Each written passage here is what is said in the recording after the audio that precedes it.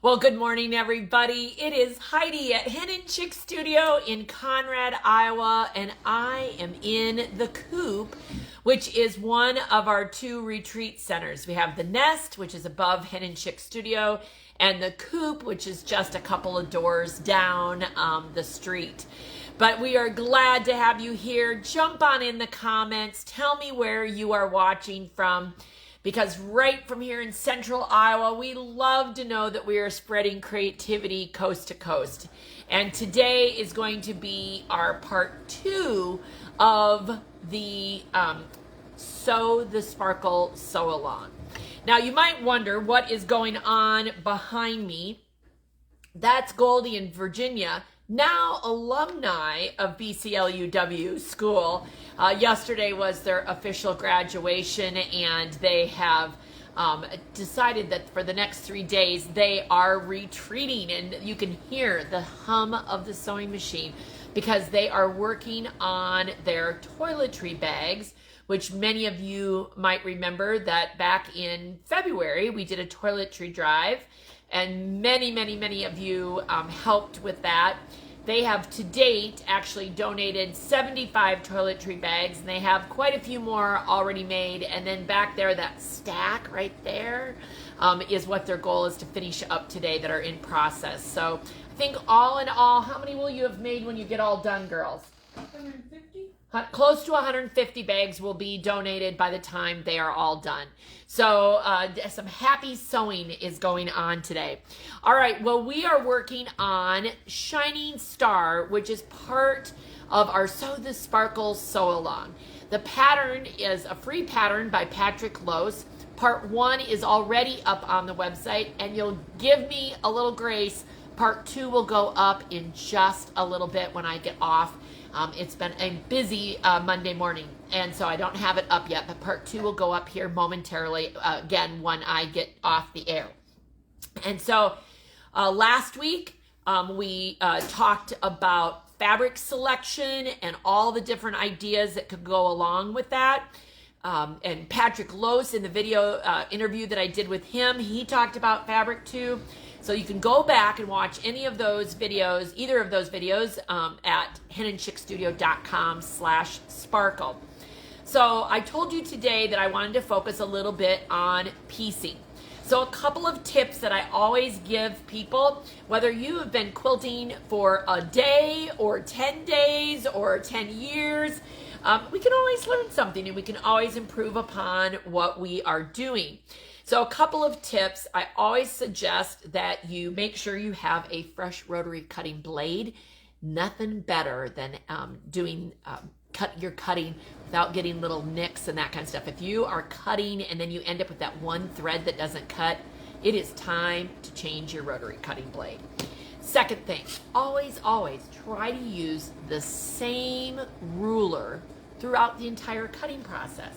That doesn't mean that you have to use the 8.5 inch by 24 from Quilter Select that we love because of the size and the fact that it doesn't spin around.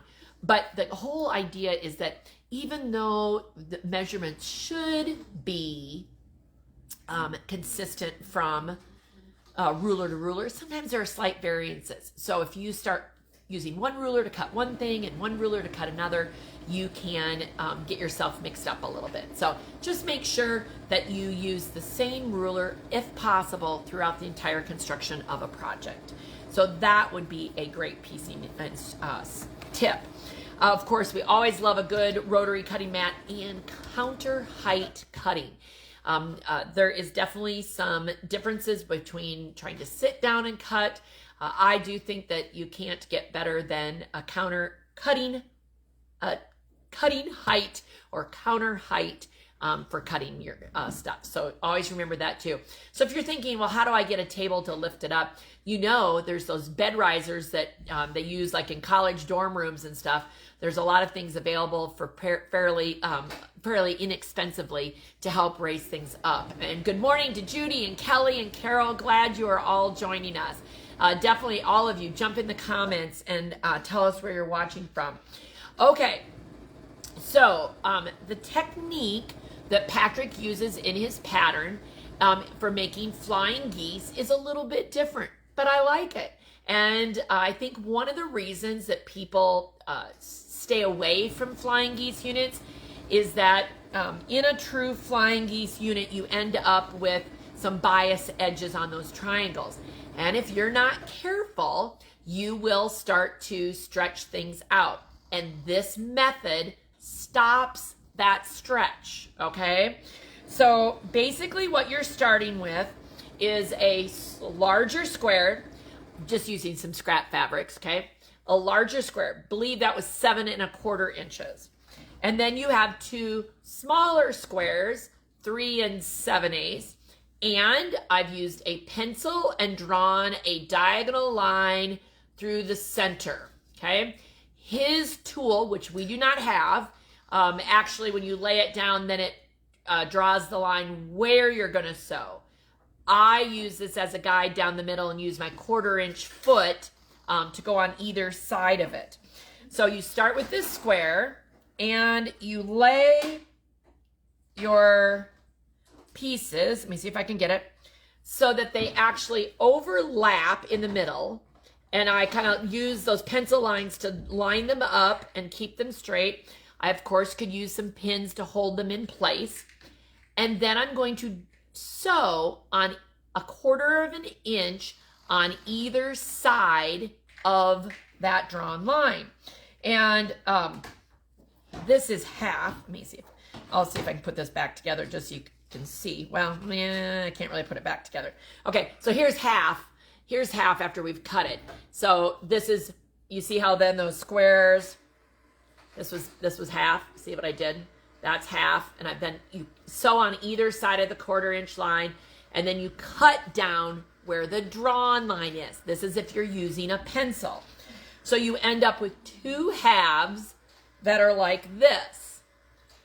Go to the table, ironing table, and we press those open. So it kind of looks like, I don't know, funny bow tie, I don't know, something with ears. And I come back with another, once those are pressed open, another square with the line drawn open, and I'm gonna show you this one. Okay. So there you go. It's gonna look like this, and I'm gonna sew again on both sides of the 1/4 inch seam on the drawn line. So that's what it looks like right there. Okay.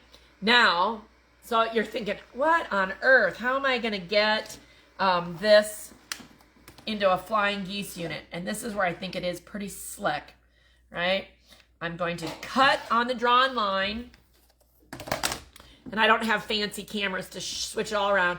And look, when I open that up, I have a Flying Geese unit. Actually, I have 2 Flying Geese units. So it makes it happen. And that's just half. So when I get done, now if I take the other half, sew on either side of the seam of the drawn line, 1/4 inch on either side, I would then have 2 more Flying Geese units. How slick is that? And I didn't have to worry about any bias edges. It was so easy to line up square to square, which again, sometimes can be hard if you have a triangle, if you were dealing in all triangles. Anyway, it just makes it super slick. So I would love to see all of you try that technique if you haven't done it before, because it really is fun and simple. You just got to get started and sew on on either side of the drawn line. Okay. Well, that is the piecing tip today for all of you.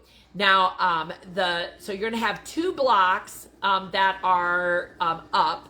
And now we're going to take a short break because can you believe that next Monday is Memorial Day? I can't even think about that. So it'll be 2 weeks from today where I'll put up another block and we'll do another live on June 2nd. And then it'll be the following week before the final instructions go up. So it is, and oh, it looks like Judy is loving this technique already. She obviously has done it. So I love that, Judy. Thank you for saying that you enjoy that technique. Anyway, love it. So again, it'll be 2 weeks before you come back for Shining the Stars, Sew the Sparkle. But we hope you have a great Memorial Day weekend, and we'll see you back here in 2 weeks for this. But you know I'll be going live and doing other things between now and then. So if you have any questions, let us know. Otherwise, have a great day, everybody.